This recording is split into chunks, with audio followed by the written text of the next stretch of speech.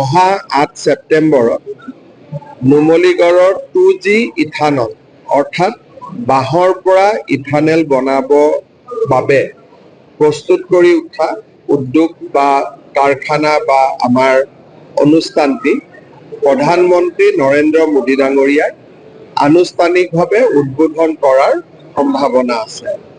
প্ৰায় 4,000 কোটি টকা ব্যয় কৰি নিৰ্মাণ হোৱা এনেধৰণৰ বায়' ৰিফাইনেৰী দেশৰ ভিতৰতে প্ৰথম। এই প্ৰয়োগটো যদি আমি সফল কৰিব পাৰোঁ, তেতিয়াহ'লে অনাগত দিনত অসমত আৰু কেইবাটাও বাঁহৰ পৰা ইথানেল নিৰ্মাণ কৰি উলিয়াব পৰা আমি উদ্যোগ স্থাপন কৰিব পাৰিম। সেইবাবে নুমলীগড়ৰ এই যিটো প্ৰয়াস, ই সফল হোৱাটো অতি গুৰুত্বপূৰ্ণ। ইয়াৰ উপৰিও নুমলীগড়ে এডভান্টেজ আছাম 3.0ৰ সময়ত অসমৰ বিভিন্ন স্থানত আৰু কেইবাটাও নতুন উদ্যোগ স্থাপনৰ বাবে ইচ্ছা কৰিছিলে। ইয়াৰ ভিতৰত নামৰূপত এটা বিশেষ উদ্যোগ 650 কোটি টকা দি নিৰ্মাণ কৰি তোলা হ'ব। নুমলীগড়ৰ এক্সপানশ্যন প্লেনতো আৰু নতুন নতুন তেখেতসকলে প্ৰডাক্ট উৎপাদনৰ বাবে ব্যৱস্থা কৰিছে। মই নুমলীগড়ৰ পৰিচালন সঞ্চালক ডাঙৰীয়াৰ পৰা গোটেই কথাখিনিৰ বুজ ল'লোঁ আৰু প্ৰধানমন্ত্ৰী ডাঙৰীয়াৰ ভ্ৰমণ যাতে আমি সফল কৰি তুলিব পাৰোঁ, তাৰ বিষয়েও প্ৰতিথ মন্ত্ৰী, বিধায়ক, সাংসদ সকলোৰে লগত আলোচনা কৰিম। সাধাৰণতে প্ৰধানমন্ত্ৰী আহিলে বহু সময়ত দেখিব পোৱা যায় নতুন নতুন কিছুমান চিন্তাধাৰা থাকে, নতুন কিছুমান ইয়াতে আমি আমাৰ কথাটো আছিল যে ইয়াত ঘোষণাৰ পৰিৱৰ্তে ফিতা কাটা। প্ৰধানমন্ত্ৰী ডাঙৰীয়া ইয়াতে ফিতা কাটিব আহিব আৰু ঠিক তেনেদৰে তেখেতে গুৱাহাটীত ৰিং ৰোডৰ আধাৰশিলা কৰিব।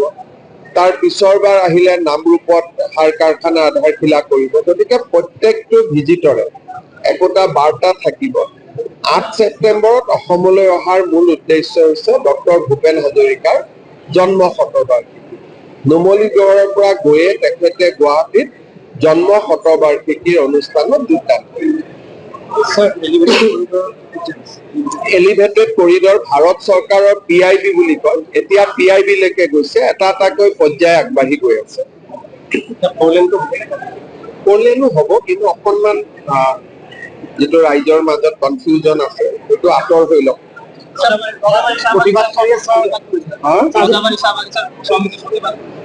কিহৰ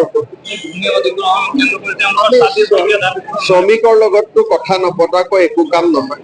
কোনোবাই যদি কিবা প্ৰতিবাদো কৰিছে, মই আলোচনা কৰি ল'ম আৰু ইনফেক্ট মই লগো পালো এতিয়া। এটা কথা আমি অলপ শুনিব পাৰিছিলো যে বায়' ৰিফাইনেৰীটো আগতে সম্পূৰ্ণ আৰম্ভ কৰিব লাগিছিলে, যিহেতু অলপ ফাণ্ডৰ কাৰণে তেওঁলোকে ফাণ্ড নহয়, কভিডৰ কাৰণে তেওঁলোক 2 বছৰ পিছুৱাই গ'ল আৰু তাৰ লগে লগে তেখেতসকলৰ ডাঙৰ প্লানটো আহি পৰিলে। ভাৰত চৰকাৰে অনুমোদন দিলে। একেলগে নুমলীগড়ত প্ৰায় 30,000 কোটি টকাৰ কাম আৰম্ভ হৈ গ'ল। গতিকে মানুহটো এজনেই, গতিকে ইমানবিলাক কাম চম্ভালিবৰ কাৰণে লাহে লাহে প্ৰথমতে অকল বায়' ৰিফাইনেৰী আছিল, তাৰপিছত এক্সপানশ্যন প্লেন আহিলে, তাৰ পিছত আকৌ তেখেতসকলে সিদ্ধান্ত ল'লে যে আমি ইয়াক অলপ পেট্ৰ'কেমিকেলৰ ফালেও লৈ যাম। পাৰাদ্বীপৰ পৰা নতুন আমি পাইপলাইন বহুৱাম। গতিকে ইমানবোৰ কাম নুমলীগড়ত আহি পৰিলে যে অলপ বায়' ৰিফাইনেৰীটো যিমান অগ্ৰাধিকাৰত আছিল তাৰ পৰা অলপ তলত নামি আহিলে। এতিয়া সেইকাৰণে আমি চেষ্টা কৰিছোঁ যাতে সোনকালে হৈ যায়। নিবনুৱা সমস্যাটো আজি ইমান যে ল'ৰা ছোৱালী দেখা পাইছো, এইবিলাক চব নিবনুৱাই আছিলে এসময়ত, নহয় জানো? ব্যৱসায় ভিত্তিক এইটো অসমত বাঁহৰ এখন ডাঙৰ বজাৰ গঢ়ি উঠিব। নুমলীগড়ে 50খন গাঁৱত বা 50টা অঞ্চলত বাঁহৰ চিপছ বনোৱাৰ বাবে উদ্যোগ স্থাপন কৰিব। বেংকে লোন দিব, এখেতসকলে ব্যৱসায় নিশ্চিত কৰিব। গাঁৱৰ ৰাইজে বাঁহ বিক্ৰী কৰিব, তাতেই শ্বিপিং হ'ব সৰু সৰুকৈ আৰু পানীটো গুচোৱাৰ পিছত চিপছটো ইয়ালৈকে লৈ আহিব। গতিকে নুমলীগড়ৰ বায়' ৰিফাইনেৰীয়ে সমগ্ৰ অসমতে বাঁহৰ খেতিয়কসকলক বহু সহায় কৰিব, অফুৰন্ত সহায় কৰিব। এটা নতুন গ্ৰীণ গ'ল্ড ইকনমি, বাঁহক আমি সেউজীয়া সোণ বুলি কওঁ।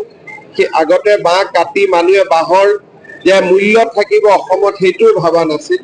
এতিয়া নতুনকৈ সেউজীয়া সোণ এটা আৰম্ভ হ'ব। মানুহে বাঁহডাল খুব মৰমেৰে সৈতে এতিয়া ঘৰত পালন কৰিব, কাৰণ বাঁহে এতিয়া অজস্ৰ টকা দিব। কাম আৰম্ভ হৈ আছে।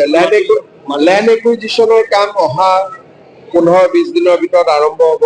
মাজুলী দলঙৰ 7 তাৰিখে টেণ্ডাৰ খুলিব 7 জুনত। গতিকে পানী কমাৰ লগে লগে মাজুলী দলঙৰ কাম আৰম্ভ হৈ যাব। আৰু নুমলীগড় গহপুৰ সংযোগী অলৰেডি NHIDCL আমাক চিঠি দিলে মাটিটো অধিগ্ৰহণ কৰিব লাগে বুলি, তাৰো প্ৰক্ৰিয়া আৰম্ভ হৈ যাব। চববিলাক ট্ৰেকত আছে। যিহেতু প্ৰধানমন্ত্ৰী আহিব, প্ৰধানমন্ত্ৰী অহালৈ কাৰণে নুমলীগড়টো আপোনাৰ মতে মানে সাজু হৈছে নে? দুমাহ আছে সময়। মই আজি যিখিনি কৰিব লাগে বুজাই থৈ গলো। গতিকে দুমাহ আছে, লাহে লাহে কৰি থাকিব। এইকেইদিন বহুত গৰমো আছে ন, গতিকে লাহে লাহে হৈ থাকিব। 8 ছেপ্টেম্বৰলৈকে সাজু হৈ যাব।